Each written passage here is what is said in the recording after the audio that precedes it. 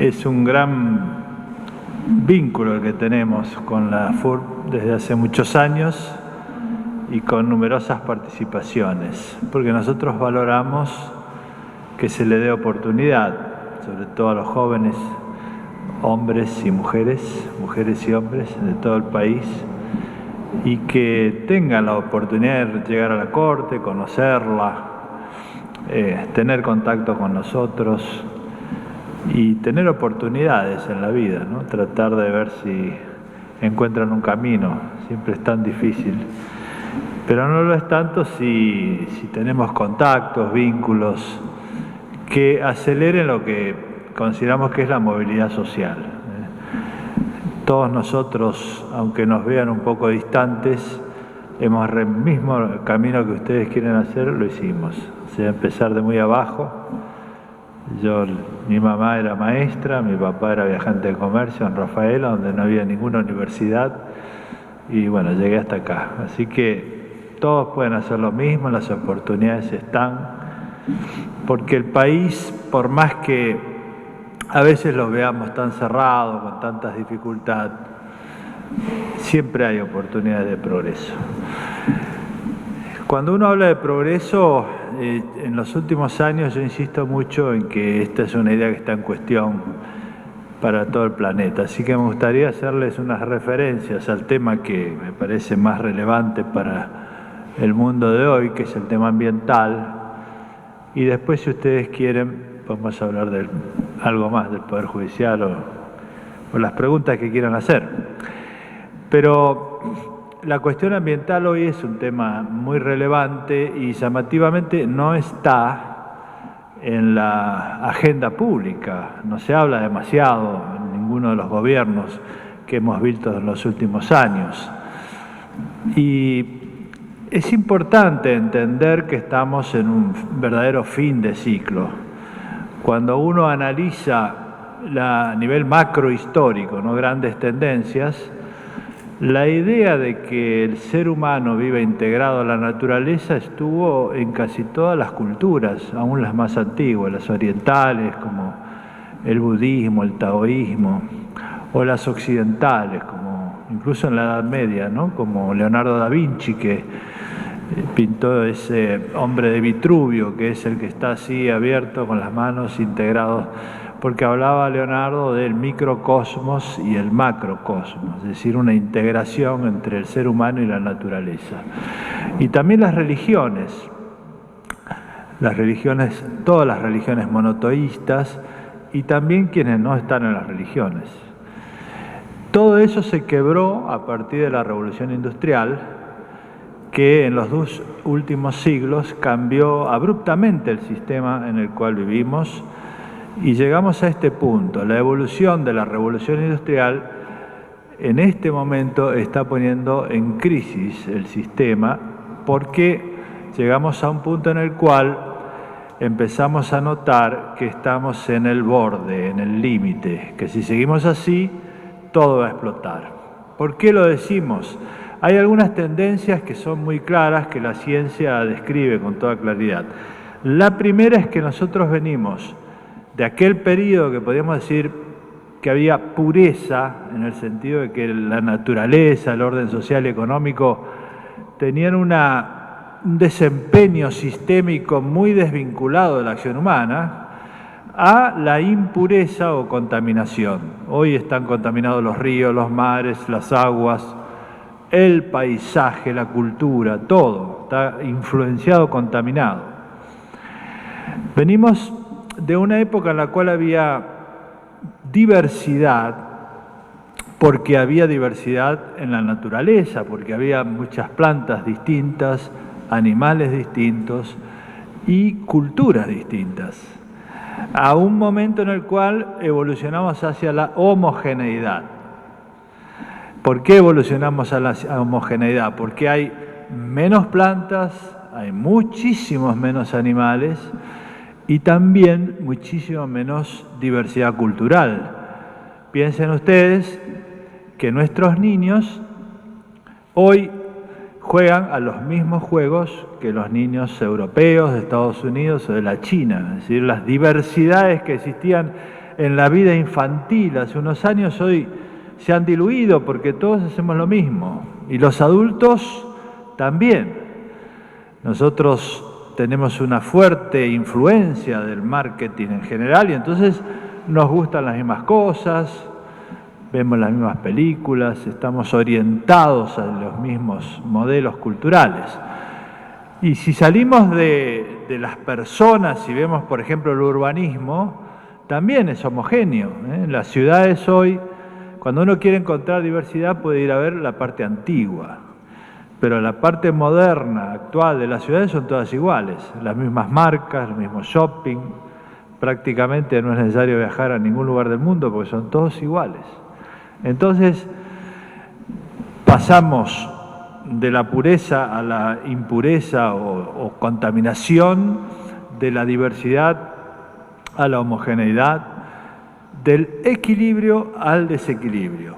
El desequilibrio hoy es evidente, porque la naturaleza tiene un equilibrio y las sociedades también, pero hoy vemos que esto se está alterando y hablamos de desequilibrios sistémicos, porque siempre hay, en la naturaleza hay vida y hay muerte, es decir, los animales se pelean y se comen, las especies se extinguen unas a las otras, pero dentro de un equilibrio.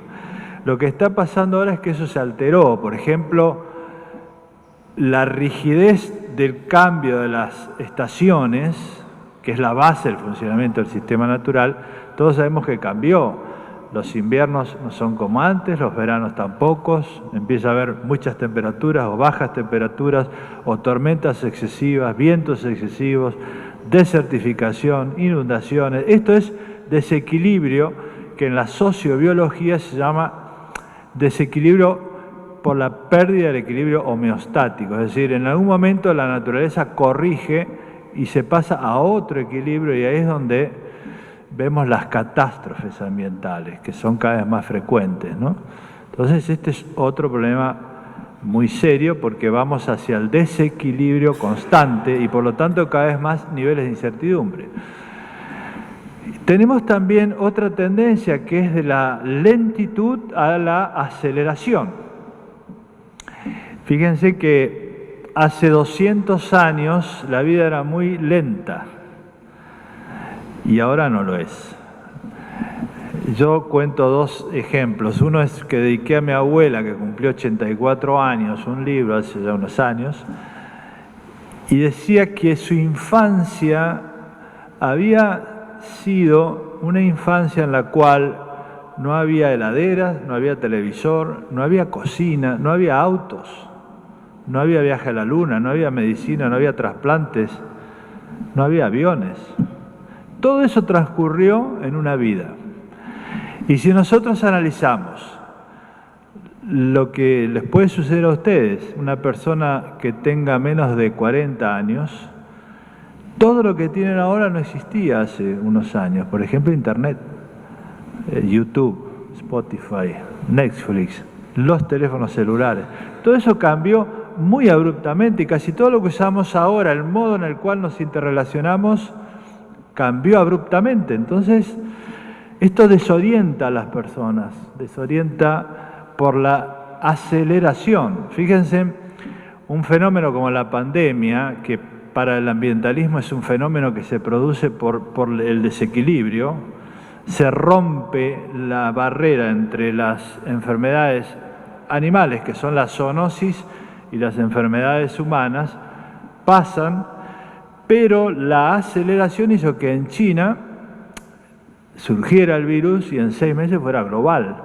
Frente a eso, un mundo con alto nivel de desarrollo tecnológico, la única reacción que pudo hacer es la cuarentena, lavarnos las manos, usar barbijos, y eso es lo que se hacía en el medioevo. O sea, es una reacción casi primitiva derivada de la sorpresa. Costó mucho y sobre todo los que reaccionaron fueron los sectores que no son los estados, sino más desregulados, los que respondieron más rápidamente, como los sectores vinculados a la investigación científica. Estas variables reitero, la contaminación, el desequilibrio, la homogeneidad y la aceleración producen también una crisis institucional, porque lo que vemos hoy es un quiebre y diríamos un fracaso de las instituciones en general. Y eso hace que todos ustedes se sientan alejados de las instituciones. Fíjense que hace 200 años y hasta los años 70 más o menos del siglo pasado, toda la actividad política se concentraba en un proceso de transformación para llegar a un futuro mejor. Esas se llaman teorías del desarrollo progresivo. Vamos avanzando cada vez más. Entonces, en la izquierda era el marxismo, ¿no? Es decir, bueno, la idea de que vamos a evolucionar a una sociedad más igualitaria, el socialismo y después una evolución superior, marxismo. Y en la, podemos denominar derecha, la evolución hacia un capitalismo avanzado, globalizado, con efecto cascada. Todo eso fracasó. Y nadie hoy está muy seguro de que realmente haya un futuro. Y mucho más, la gente, las personas, antes sentían que las generaciones que seguían iban a estar mejor porque iba a haber ese desarrollo. Y hoy eso casi que se ha perdido, ¿no? Todo el mundo piensa, bueno, los que vienen van a estar peor, no mejor. Entonces, esta idea del desarrollo progresivo entró en crisis. Fíjense que la política, en el sentido de gobernanza de la polis, de la sociedad, no de un partido político, sino de la política en sentido amplio, se volvió una disputa de espacios, no un proceso de transformación. Si ustedes leen un poquito los diarios, no solo acá, en todo el mundo, es una disputa de espacios. Uno quiere llegar, yo quiero ser presidente y después que soy presidente quiero el Congreso, después quiero dominar el Poder Judicial, después quiero dominar el Banco Central y después quiero también que las asociaciones empresarias, las asociaciones gremiales, todo el mundo piense como yo y ocupe más espacio, hasta que eso se cae y viene otro y en otro sentido más o menos lo mismo. Esto es el mito de Sísifo, si pueden ustedes leerlo en Camus, que está Sísifo condenado a subir una piedra, un gran esfuerzo, hasta que llega arriba, cuando logra eso, cae la piedra y tiene que empezar de nuevo. A esto se lo llama el mito del trabajo inútil. En eso se consiste hoy la política, el trabajo inútil. No llega, no soluciona los problemas. Y fíjense la ruptura que hay entre las instituciones y la sociedad. Por eso hay reacciones muy fuertes contra las instituciones. Y decimos nosotros que este sistema se lo puede denominar betocracia, como lo denomina Giorgio Agamben. Y también, bueno, hay varios autores que hablan hoy de betocracia, ¿no? En distintas culturas o distintos países. ¿Qué significa? Que todo el mundo sabe lo que hay que hacer en el Estado, pero nadie puede hacerlo, porque todos tienen capacidad de veto. Fíjense que hoy cualquier sector veta al otro. Y entonces entramos en la parálisis. Y los problemas no se resuelven, se trasladan. La Argentina tiene hace 50 años más o menos los mismos problemas. No se pueden resolver, se trasladan. Entonces, esta descripción, casi depresiva para todos, es que estamos en un fin de ciclo. Porque si nosotros vemos que todas estas tendencias, que es la contaminación, el desequilibrio, la homogeneidad, la aceleración y la crisis institucional, están lanzadas sin que nadie las controle, llegamos a un punto en el cual decimos, algo hay que hacer. ¿Qué es lo que hay que hacer? Yo creo que todo el mundo percibe esto, lo siente. ¿Por qué lo siente todo el mundo? Y porque nosotros, por primera vez en la historia de la humanidad, hay una generación que es consciente que puede terminar con la civilización del planeta. Y es la última que tiene la oportunidad de hacerlo, de evitarlo. Entonces, y esto no es solo los grandes dirigentes a nivel mundial, sino cada uno de nosotros somos cada vez más conscientes de que la civilización es frágil. Si nosotros vemos que se corta la energía en una ciudad en un mes, imagínense, ¿no? El primer día ya se descargaron los celulares, se cortó la heladera, el que vive en un piso alto no puede bajar, después se cierran los supermercados, se cierran los almacenes, no llega la comida porque no hay transporte. En un mes nos matamos todos entre todos. Volvemos a lo que Thomas Hobbes describió como el Leviatán, la ausencia de una civilización.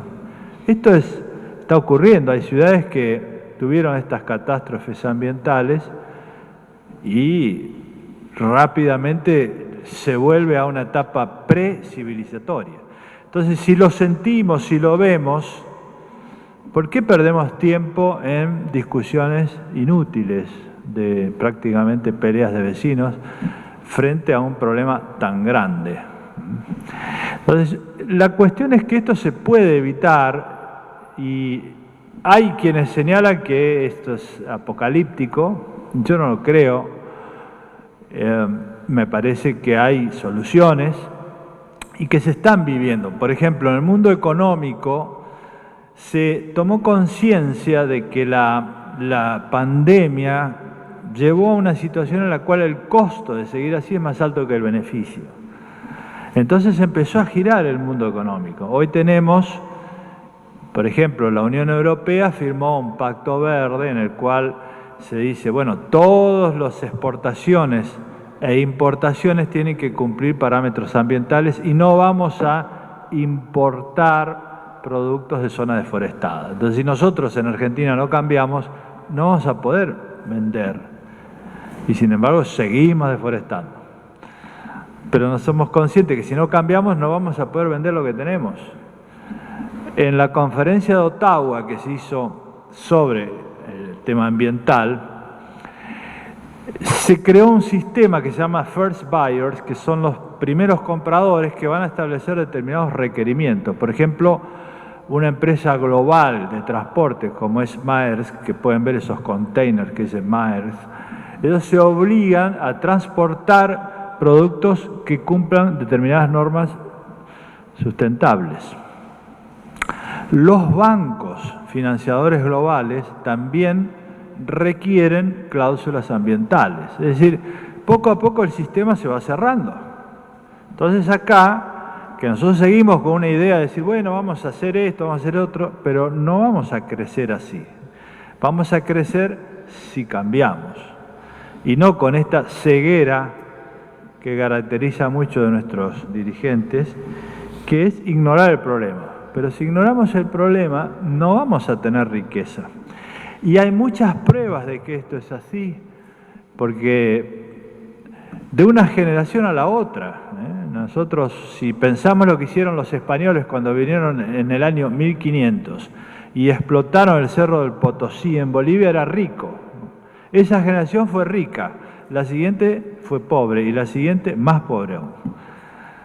Y lo mismo pasa en África. Europa se queja de la inmigración, pero si agotaron los recursos de África, la gente lógicamente va a ir a Europa, ¿no? Hasta que no recuperen la riqueza de África, van a tener problemas migratorios. Y nosotros nos quejamos del conurbano, pero si no solucionamos el problema de inversiones en zonas del norte argentino, y bueno, no hay oportunidad de trabajo, la gente quiere concentrarse acá. Entonces, es toda una cuestión de ver el problema y de entender que la política, es algo que se pensó en los griegos para beneficiar a quienes no están en la política, no para quienes están dentro de la política. Entonces, esto hay que tener una visión un poco más clara de los valores, ¿no? Entonces, hay un gran cambio en la economía que hay que seguir y tenemos muchas oportunidades. Piensen ustedes en alimentos. Todo el mundo está cambiando hoy en materia de alimentos. Alimentos sustentables, naturales, bueno, como los quieran llamar. Turismo, el turismo sustentable. Y así tenemos está girando muy rápidamente la energía. Si nosotros pasamos a un sistema de energías renovables, piensen que va a cambiar el automóvil. Ya hay ciudades que establecieron que dentro de 10 años, 15 años, no van a poder circular automóviles con este tipo de energía, van a tener que hacer energías alternativas. Entonces van a cambiar los automóviles. Eso va a renovar totalmente la industria del automóvil. Y si cambia la industria del automóvil, vamos a tener cambios en los modelos de trabajo, el empleo en general. Y si además cambian los automóviles, van a cambiar las ciudades, porque piensen ustedes que las ciudades están hechas no en función del ser humano, sino del automóvil. Vamos a ir a transportes públicos y eso va a transformar, fíjense la magnitud del cambio que tenemos por delante. Entonces hay que ver esto, ¿no? Y lo mismo pasa en el sistema natural, en el sistema económico y en el sistema social. Piensen ustedes que cuando hablamos de la intervención humana sobre la naturaleza, hablamos también de la intervención humana sobre la mente, que no es menor, porque hoy hay cada vez más intervención sobre la mente humana. En el derecho siempre se trabajó la idea de la libertad, en el sentido de que cada uno de nosotros tenga la posibilidad de decidir entre 2 o 3 opciones como quiera. Eso se llama libre albedrío. Y que el Estado o las corporaciones no puedan interferir sobre eso. Ese es el artículo 19 de nuestra Constitución, ¿no? Acciones privadas. Lo que ocurre ahora es que las decisiones que tomamos están condicionadas. Y si no, fíjense que nosotros, cuando vamos a ver una película en internet, en cualquiera de los streams que hay ahora, nos llegan películas similares. Y si abren Facebook, les llega noticias similares. Y si van a una página web, les llegan webs similares. Y los diarios, los diarios se hacen hoy cada vez más en función del público. Entonces, ¿esto qué ocurre? Hay un control social muy fuerte del pensamiento, porque no hay pensamiento con espíritu crítico. Lo que cada uno de nosotros hace es ir a confirmar lo que ya piensa. Y esto es producto de los algoritmos. No es que hemos cambiado. Entonces hay una gran lucha sobre los algoritmos, ¿no? Y no es algo menor. Esto en el derecho mundial se discute mucho, ¿no? La pelea con los algoritmos. Porque Internet no es un mundo abstracto, es un mundo donde hay control social. Entonces, ¿por qué hay mucha polarización? Bueno, lo que hay es lo que muchos autores, por ejemplo, en el análisis económico, Kahneman, que es premio Nobel de Economía, que estudió, fíjense que los economistas hoy están trabajando, los Nobel, mucho el tema de el modo en que pensamos económicamente, ¿no? Entonces nuestra visión no es de libertad, es una versión donde nosotros estamos orientados a determinadas cosas. Y entonces los llama Kahneman sesgo de confirmación. Buscamos algo que nos dé tranquilidad, seguridad. Entonces el otro, y esto nos pasa a todos, por ejemplo, cuando ustedes van a un congreso de derecho, que yo lo planteé hace como 30 años, todos coincidimos. Yo digo, ¿dónde están los que piensan diferente? Bueno, hacen otro congreso. Y es así, ¿o no? No nos gusta estar con gente que piensa muy distinto. Buscamos confirmación. Y por eso hay polarización. Y por eso es necesario otros diseños institucionales en las sociedades que permitan la interacción. Nosotros tenemos niños que están aisladamente conectados. O sea, están conectados pero aislados. No hay sociabilidad y control social. Sus datos personales están en la web, todo lo que hicieron. Un chico que esté 30 o 40 años en la vida adulta, toda su vida está en la web, está controlado. Lo que gasta, los videos que mira, todos, la fiesta que asistió, sus declaraciones, sus fotos, todo está en internet y eso es una gran base de datos. Entonces, nosotros trabajamos mucho en el Código Civil y Comercial, ¿no? Que haya mecanismos jurídicos de defensa.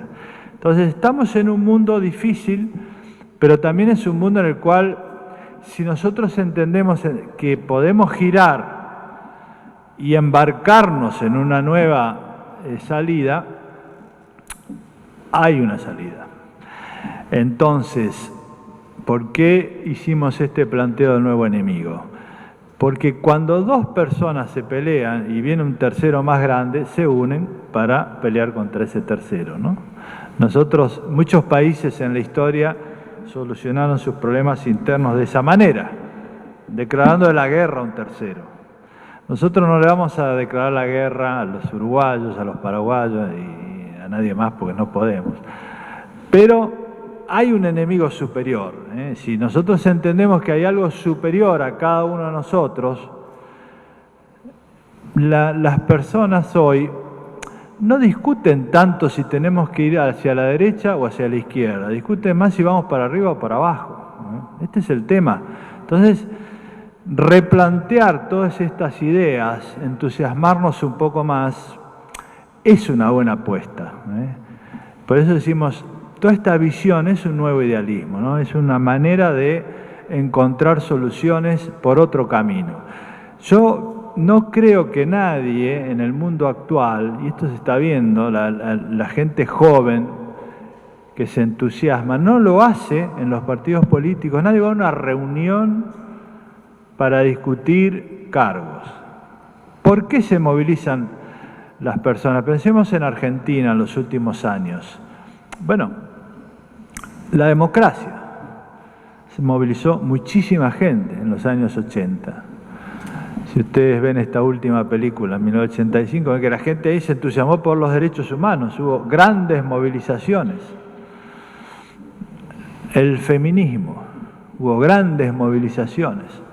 Y así podríamos, ninguna de esas movilizaciones nació de arriba, de la decisión de alguien que dijo hay que movilizarse. No, nació de 1, 2, 3, 10 personas que se juntaron y dijeron, bueno, vamos a hacer algo. Y de eso se trata ahora, ¿no? Se trata de que cada uno tome la iniciativa y organice algo, acciones. Por eso lo que estamos impulsando entre muchos es la creación de un movimiento distinto, porque por este camino lo único que hay es pesadilla, frustración, desesperanza. En el otro camino hay esperanzas. Nosotros hicimos ahora un manifiesto para empezar este movimiento, que ya hace todo el año que estamos con esto, pero hay varios artistas que lo van a leer y sumarse, ellos y nosotros, ¿no?